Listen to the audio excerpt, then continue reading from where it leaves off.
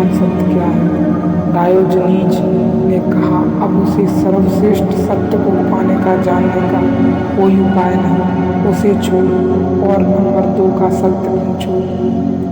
सम्राट थोड़ा हैरान हुआ। उसने कहा, फिर भी नंबर 1 का कहो तो? उसने कहा, नहीं, उसको जानने का कोई उपाय नहीं। और अब तुम पैदा हो ही गए। श्रेष्ठतम सत्य यह है, पैदा होना ही नहीं। यह पहला सत्य है, लेकिन अब उसका तो कोई उपाय नहीं। तुम पैदा हो ही गई, निरुपाय है। नंबर 2 का सत्य तुमसे कहता हूँ, वह यह है, पैदा होकर मर जाना। पैदा होकर मर जाना क्यों? सम्राट ने पूछा। डायोनीज ने कहा, जीवन और दुख एक ही है।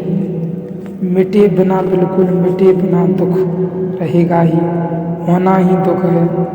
इसके बाहर जाने का उपाय नहीं। स्वभाव स्वरूप ऐसी अगर स्थिति हो तो सिवाय आत्मघात के कोई साधना नहीं। ऐसे विचारक हुए हैं जो मानते हैं दुख के बाहर जाने का उपाय नहीं, कारागृह के बाहर जाने का उपाय नहीं, क्योंकि अस्तित्व कारागृह है, इसके बाहर कोई जगह ही नहीं। इसलिए प्रश्न सार्थक है, विद्या क्या है?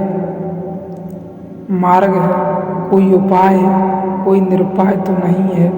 हम अन्यथा उचित हैं कि हम स्वप्न ही देखते रहते हैं, सोए हैं, कारागृह को महल समझे, जंजीरों को आभूषण समझे। यही बुद्धिमानी है। बहुत लोग इसी बुद्धिमानी में जीते भी हैं, भुलाए रखते हैं अपने को, ताकि कारागृह का और दुख का पता न चले, क्योंकि बाहर जाने का कोई उपाय तो दिखाई नहीं पड़ता। अविद्या यहाँ अज्ञान नहीं है। अगर विद्या का अर्थ है कि विधि, उस तक पहुँचाने का मार्ग, तो अविद्या का अर्थ क्या होगा?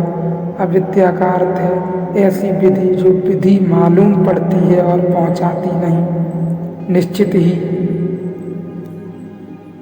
दरवाजे भी हैं तो और दिखाई नहीं पड़ते, और ऐसी चाबियां जो बिल्कुल चाबियां मालूम पड़ती हैं, लेकिन कोई ताला नहीं है, जिनमें वे लगने वाली चाबियां नहीं हैं। उनसे आदमी जिंदगी भर खेल सकता है, लेकिन कुछ